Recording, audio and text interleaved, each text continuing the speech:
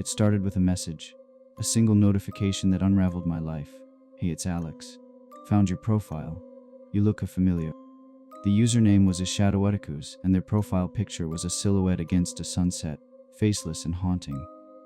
I didn't recognize them, but their messages felt like warm honey, sweet and slow, filling the cracks loneliness had carved into me after moving to this rain-drenched coastal town.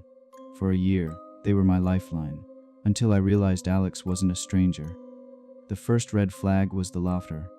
3 months into our texts, Shadowaticus sent a voice note, a raspy chuckle that prickled the back of my neck. It sounded like my best friend Mara, but distorted, as if recorded through a wall. When I asked her about it, she shrugged, her mousse, green eyes narrowing. "Voices all sound the same online," she said, squeezing my shoulder. "You're paranoid." But Mara was always there. Coffee dates, late night drives. The way she'd show up unannounced with takeout when I mentioned feeling low. She knew everything about Alex before I told her. The clues piled like wet leaves. Shadowaticus mentioned my fear of thunderstorms, a detail I'd only ever shared with Mara during a wine-soaked confession. They sent me a playlist titled, "Your Rainy Days." Songs Mara and I had screamed in the void during college road trips. When I confronted the count, they deflected. "Great minds think alike," they replied. But the dread curdled in my gut, sticky and sour. Then came the photos. Blurred snapshots of my apartment balcony, my favorite diner booth, the winding trail through black pine woods where I jogged every dawn. Shadowaticus claimed they were just passing through, but the timestamps matched moments Mara had been with me. Her phone always angled away, her louder a beat too loud. I stopped sleeping. Started double-locking doors. The woods felt closer at night, branches clawing my windows as I scrolled through our messages, searching for proof. One October night I cracked. Mara had canceled plans, citing a migraine. Minutes later, Shadowaticus messaged, "Let's meet Hedge Pier." Midnight. The pier was derelict, half submerged by storms, its planks groaning like old bones. I went alone, flashlight trembling in my hand. The air tasted of salt and rot. A figure stood at the end, back turned, hoodie soaked through. "Alex," I whispered. Mara's face glowed in the moonlight, her smile a knife. The world tilted. She stepped closer, her voice syrupy. "You were slipping away. New job, new friends, I had to keep you close. Make you need me again." Her fingers brushed my wrist, icy possessive. "Every time you cried to Alex, it was me. Every secret, every doubt. I became what you wanted." I stumbled back, plank snapping beneath my heel. She lunged, grip bruising. "You don't get to leave," she hissed. "Not after everything I've done." We grappled, seaweed slithering underfoot, waves roaring below. I don't remember pushing her. Only the silence after the splash. The police called it an accident. Mara's phone, recovered from the water, revealed years of deleted accounts, fake profiles, photos of me she'd hoarded like trophies. They said she'd been unwell. But tonight, as I packed to flee this town, my screen flickers. A notification, "Miss you, Shadowaticus." Outside, wet footprints gleam on the porch leading to my door. Mara always did have a spare key.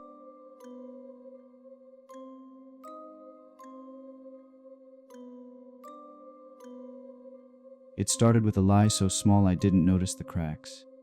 His name was Ely. Or at least, that's what he called himself in those first messages. We met in a forum for vintage book collectors, bonding over fraying copies of Wuthering Heights and shared loneliness. I was 23, fresh out of college and adrift in my childhood bedroom. And he was a mystery. No social media, just a voice that bloomed warm and low through late night calls, stories of hiking the Rockies, a laugh that felt like a secret. For a year, he was my lighthouse. Then, one rainy October night, he sent a photo. It was grainy, backlit by a sunset, but I recognized the jacket instantly. Navy blue with a tear near the collar. My best friend, Jamie, had owned one just like it. The night I mentioned it to Ely, his text stalled. "Thrift store find," he finally replied. That's when the dread began to curdle. Jamie had been my anchor since middle school. The one who'd held my hair back after prom, who showed up with migraines to drive me home when my dad died. But lately, she'd been off, canceling plans, showing up unannounced at 3 a.m., with red-rimmed eyes muttering about keeping me safe. I told myself it was grief. We'd both lost too much. But then Ely's voice started changing. It happened gradually. A phrase Jamie used. "Sunder. She called it the realization that strangers have lives as vivid as yours, slipped into his texts. His laugh, once rich, developed a hitch I'd only ever heard when Jamie lied. I stopped sleeping. Started tracing his IP address through sketchy forums, my hands trembling as the location pin dropped, 2 blocks from Jamie's apartment. The confrontation was an accident. I'd gone to her place to borrow her printer, my stomach churning with Ella's latest promise. Let's meet. Tomorrow, 7 p.m. Riverside Park. Jamie wasn't home, but her laptop glowed on the couch, a Discord notification flashing. Username Heathcliff89. My chest tightened. I'd sent that handle to Ely as a joke. My toxic trait is thinking I could fix him. The tabs told the rest. Fake email accounts. A voice modulator app still open, sliders adjusted to mimic a man's pitch. Photos of me, candid ones through my bedroom window. Blurred shots of my back in grocery stores. Folders dated back to the week after my dad's funeral. When her key turned in the lock, I didn't scream. Just stared as she froze, her face collapsing like a broken puppet. You were going to leave, she whispered. After your dad, after everything. You were going to move away. She stepped closer, eyes wild, and I finally noticed the knife in her hand. Not raised, just clinging to it like a lifeline. I had to make you need me. Ali, he was supposed to hurt you, so I could save you. But then you. Her voice cracked. You loved him more than you ever loved me. I ran, didn't call the cops. What would I say? That my best friend had weaponized my loneliness. That she'd spun a fiction so airtight I'd tattooed his name on my ribs 3 months ago. Now I change apartments like socks, jump at every ping. Therapists nod and murmur about trauma, but they don't know the worst part sometimes. When the silence gnaws, I still check my phone. Jamie texts me, New numbers always at night. You made me real, last week said. No, neither of us can let go. I tell myself it's a bluff. But yesterday I found a package at my door. No postmark, just a vintage copy of Wuthering Heights Dog, eared to page 120. My favorite passage, underlined in red. Whatever our souls are made of, his and mine are the same. Inside the cover, a nota. You'll always have me. In every stranger's voice, in every shadow, in every lie you let yourself believe. I don't sleep anymore. I sit by the window watching streetlights flicker, wondering if every silhouette is her. Wondering if she's right. Because here's the truth no one tells you about betrayal. It doesn't end. It becomes a ghost, haunting the space between every word you'll ever trust again.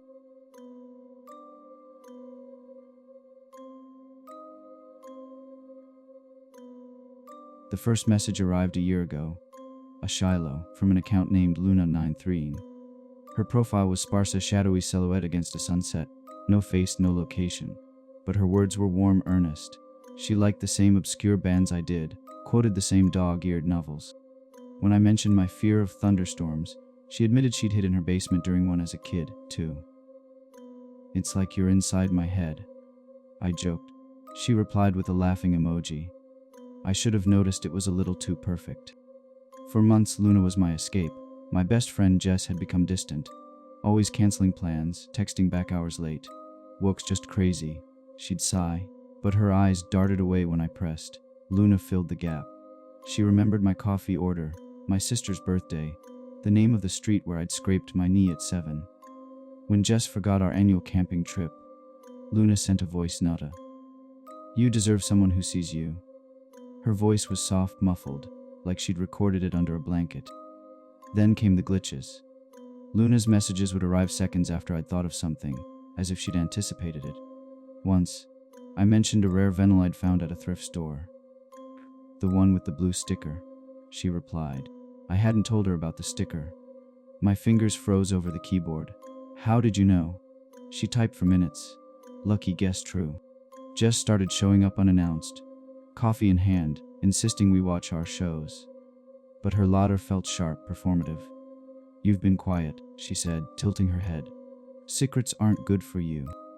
That night, Luna messaged, don't trust her. When I asked why, her account went offline for days. The silence gnawed at me. I dug through Luna's profile. No tags, no mutual friend. Just a single post from years ago, a blurred photo of a playground swing creaking in the wind. I recognized the chipped red paint.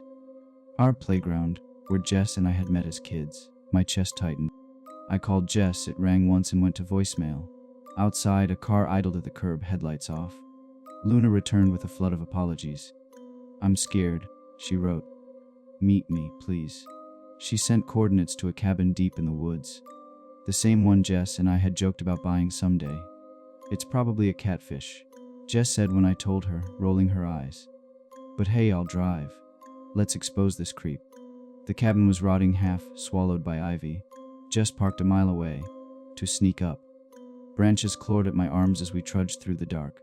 "What if she's dangerous?" I whispered. Jess squeezed my hand. "I'll protect you."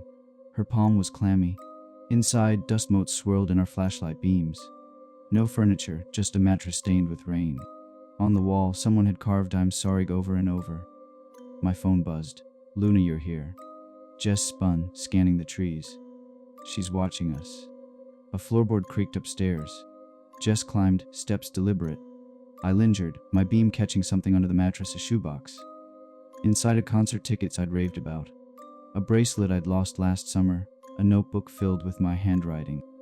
Pages of unsent letters to Luna drafted in my bedroom, but I'd never written them. "Found her," Jess shouted.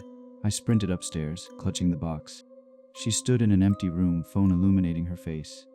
"No one's here," she said softly. "Just us." Her smile didn't reach her eyes. The pieces clicked. Luna's timing, Jess's sudden clinginess, the artifacts of my life in that box. "It's you," I breathed. Jess tilted her head, the way she did when I'd caught her lying as kids. "You were lonely," she said. "I gave you what you needed." She stepped closer. "We're better this way. No distractions." I ran. Branches tore at my clothes as I crashed through the woods.